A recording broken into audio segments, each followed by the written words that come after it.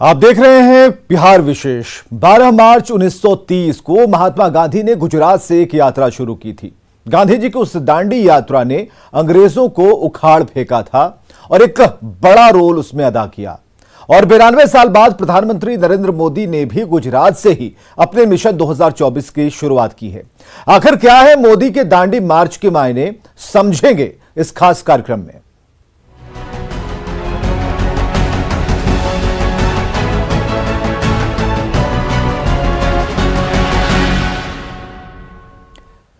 उत्तर प्रदेश में प्रचंड जीत के रथ पर सवार पीएम मोदी ने 2024 के लिए दांडी मार्च की शुरुआत कर दी है। 4 राज्यों में भगवा फहराने के ठीक बाद उन्होंने अहमदाबाद और गांधीनगर की सड़कों से मिशन 2024 का आगाज किया। यूपी में जीत का मतलब है कि प्रधानमंत्री नरेंद्र मोदी सबसे ज्यादा आबादी और सबसे ज्यादा लोकसभा सीटों वाले राज्य यूपी पर पूर्ण बहुमत के साथ 2024 की राह आसान बनाने के लिए तैयार हैं।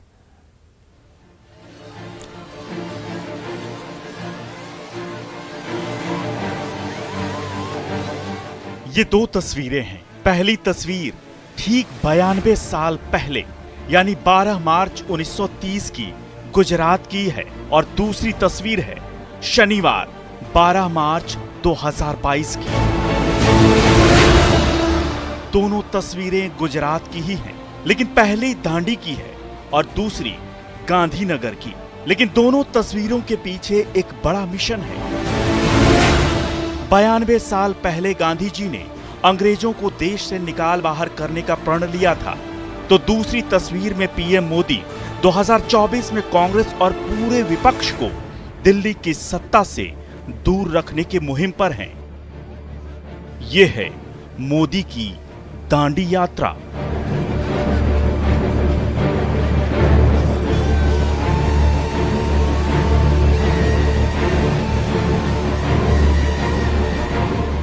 यूपी में प्रचंड जीत के साथ मोदी ने अपने 2024 के दांडी मार्च की शुरुआत कर दी है। गुरुवार को यूपी के साथ 4 राज्यों में जीत के बाद उन्होंने शुक्रवार को अहमदाबाद में रोड शो किया और फिर शनिवार को गांधीनगर की सड़कों पर जनता से मिले।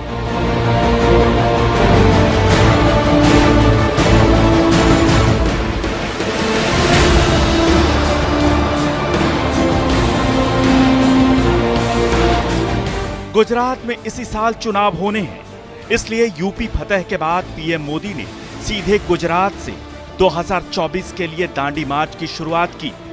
यानी भाजपा अभी से गुजरात की तैयारियों में लग गई है।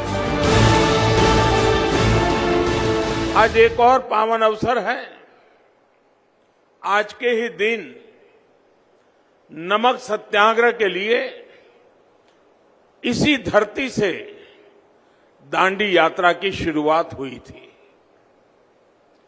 अंग्रेजों के अन्याय के खिलाफ गांधी जी के नेतृत्व में जो आंदोलन चला, उसने अंग्रेजी हुकूमत को हम भारतीयों के सामूहिक सामर्थ्य का एहसास करा दिया था। उत्तर प्रदेश में योगी आदित्यनाथ की वापसी के साथ 2024 के लोकसभा चुनाव के लिए भी बड़ा संदेश मिला है। यूपी में जीत का मतलब है कि प्रधानमंत्री नरेंद्र मोदी साल 2024 के आम चुनाव से पहले सबसे ज्यादा आबादी और सबसे ज्यादा लोकसभा सीटों वाले राज्य पर पूर्ण बहुमत के साथ पार्टी का नियंत्रण रखने के लिए तैयार हैं। ऐसा इसलिए क्योंकि लोकसभा चुनाव में उत्तर प्रदेश सबसे अहम भूमिका निभाता है। संसद में सबसे ज्यादा 80 सांसद यहीं से आते हैं। इसलिए राजनीतिक पंडितों का मानना है कि 2024 में बीजेपी की राह में बहुत ज्यादा रोड़े नहीं हैं। Bureau report, news 18।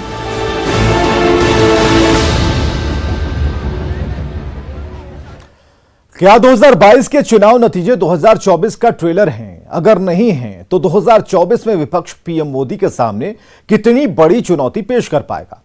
2024 में मोदी के मुकाबले विपक्ष के पास चेहरा कौन होगा? आखिर कितना ताकतवर है विपक्ष? और क्या 2024 में मोदी को हराना मुश्किल ही नहीं, नामुमकिन है?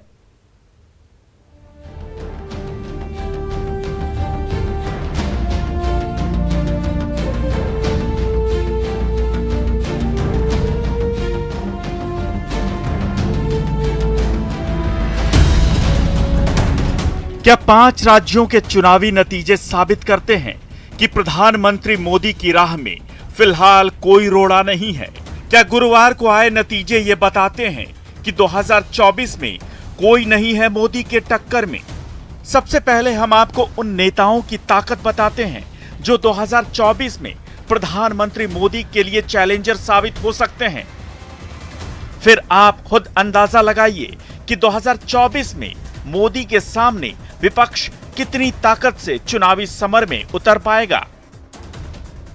देश के 23 राज्यों और केंद्र शासित प्रदेशों में बीजेपी के पास लोकसभा की 301 सीटें हैं, लेकिन देश में इनकलाब फैलाने की बात करने वाले केजरीवाल की ताकत अभी दिल्ली और पंजाब में है और दोनों राज्यों की 20 लोकसभा सीटों में उसके पास अभी कोई भी सीट नहीं है। ममता बनर्जी की ताकत बंगाल में है, जहां 42 लोकसभा सीटें हैं और ममता की ताकत 22 सीटों की है। के चंद्रशेखर राव की ताकत तेलंगाना में है, जहां कुल 17 लोकसभा सीटों में से 9 पर 2019 में टीआरएस ने जीत दर्ज की थी। शरद पवार की ताकत महाराष्ट्र में है, जहां 48 लोकसभा सीटें हैं और एनसीपी के पास अभी 4 सीटें हैं। पी विजयन की सीपीएम ने 2019 में केरल और तमिलनाडु में सफलता हासिल की थी। केरल की 20 में से 1 और तमिलनाडु की 39 में से 2 सीटें सीपीएम को हासिल हुई थी, जबकि एमके स्टालिन की ताकत तमिलनाडु में है, जहां की 39 में से 24 सीटें डीएमके ने 2019 में जीती थी। जगनमोहन रेड्डी की ताकत आंध्र प्रदेश में है, जहां की 25 में से 22 सीटें उनके पास हैं। नवीन पटनायक की ताकत ओडिशा में है, जहां की कुल 21 में से 20 सीटें बीजेडी के पास हैं। राहुल गांधी की ताकत 16 राज्यों में है। कांग्रेस ने 2019 में 16 राज्यों की 53 लोकसभा सीटों पर जीत दर्ज की थी, यानी विपक्ष का पूरा कुनबा मिलाकर भी मोदी की ताकत से बहुत कम है। अब जरा अंदाजा लगाइए कि 2024 में विपक्ष कितनी ताकत से मोदी के सामने खड़ा होगा और अगर खड़ा होना भी चाहेगा तो कितनी बड़ी चुनौती पेश कर पाएगा। ये सवाल इसलिए भी है क्योंकि विपक्ष का कुनबा बिखरा हुआ है। विपक्षी एकता के लिए सबसे बड़ा सवाल यही है कि आखिर तीसरे मोर्चे को लीड कौन करेगा। देश की ग्रैंड ओल्ड पार्टी कांग्रेस की सियासी ताकत दिन ब दिन जर्जर होती जा रही है। गाहे बगाहे तीसरे मोर्चे की बात उठती तो जरूर है, पर नेतृत्व के सवाल पर खत्म हो जाती है। हालांकि यूपी चुनावों के बाद ममता बनर्जी ने एक बार फिर कांग्रेस को एक तरह से गठबंधन का ऑफर जरूर दिया है, लेकिन लगता नहीं कि तीसरे मोर्चे की संभावना इस बार भी जमीन पर उतर पाएगी। 4 राज्यों के चुनाव नतीजों को एक तरह से 2024 का सेमीफाइनल माना जा रहा था, जिसे बीजेपी ने आसानी से 4-1 से जीत लिया है। ऐसे में सवाल है कि क्या 2022 के नतीजे 2024 का ट्रेलर हैं? आखिर 2024 में मोदी के मुकाबले विपक्ष के पास चेहरा कौन होगा? क्या फिलहाल मोदी को हराना मुश्किल ही नहीं, नामुमकिन है? Bureau report, news 18। तो क्या बीजेपी के लिए 2022 में ही 2024 की जीत तय हो गई? यह सवाल इसलिए क्योंकि यूपी फतह के बाद प्रधानमंत्री मोदी ने खुद यह दावा किया है।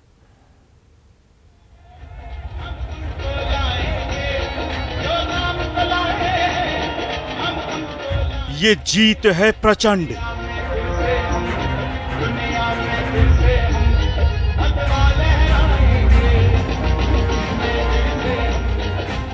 योगी सरकार रही अखंड।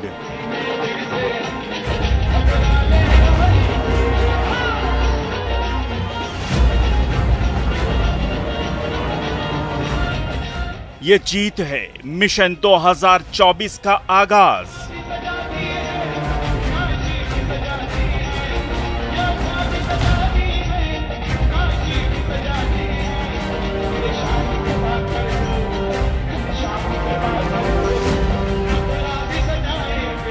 यूपी में प्रचंड जीत के बाद बीजेपी के सबसे बड़े सिरमौर प्रधानमंत्री नरेंद्र मोदी ने शुक्रवार को अहमदाबाद में मिशन 2024 का आगाज कर दिया। भले ही प्रधानमंत्री का काफिला अहमदाबाद की सड़कों पर था, लेकिन इसमें यूपी में मिली भारी जीत की सुपर एनर्जी साफ दिख रही थी।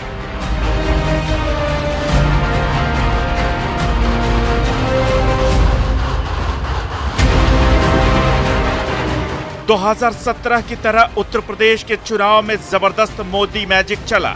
मजबूत रणनीति के तहत पीएम मोदी ने पश्चिमी यूपी से लेकर पूर्वांचल तक 134 सीटों पर जीत दिलाने में अहम भूमिका निभाई और आगे बढ़कर विरोधियों से दो हाथ किया। कड़ी टक्कर वाली सीटों पर उन्होंने खुद कमान संभाली और नतीजों ने साफ कर दिया कि 2024 में बीजेपी फिर बल्ले बल्ले करेगी। यूपी समेत 4 राज्यों में बीजेपी को मिली प्रचंड जीत के बाद प्रधानमंत्री नरेंद्र मोदी ने दावा किया कि ये नतीजे 2024 का रास्ता तय करेंगे। कुछ पॉलिटिकल ज्ञानियों ने कहा था 2019 में जब लोकसभा में हम दोबारा जीत करके आए तो उस ज्ञानियों ने कहा था कि भाई इस 2019 के जीत में क्या है, ये तो 2017 में ही तय हो गई थी, क्योंकि 2017 में यूपी का रिजल्ट आया था। मैं मानता हूं इस बार भी ये ज्ञानी जरूर कहने की हिम्मत करेंगे कि 2022 के नतीजों ने 2024 के नतीजे तय कर दिए। तो क्या प्रधानमंत्री मोदी ने 2024 की जीत का फॉर्मूला तैयार कर लिया है? आखिर उनके इस भरोसे के पीछे क्या है? वो कौन सी बूटी है जो बीजेपी के हाथ लगी है, जिसका सेवन कर वो 2024 का मैदान मारने का दावा कर रही है?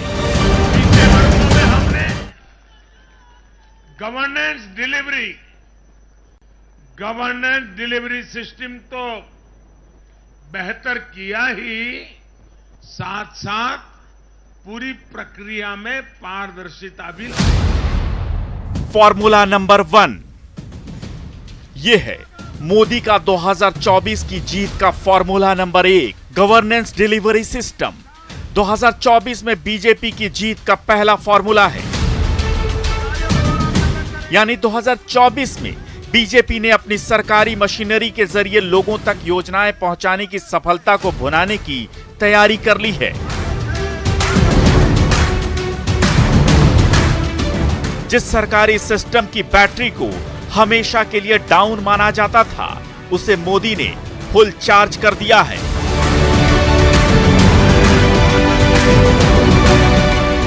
इसके जरिए गरीबों तक सफलता से सरकारी योजनाओं का लाभ पहुंच रहा है और यही उनके फॉर्मूले में सबसे अहम है।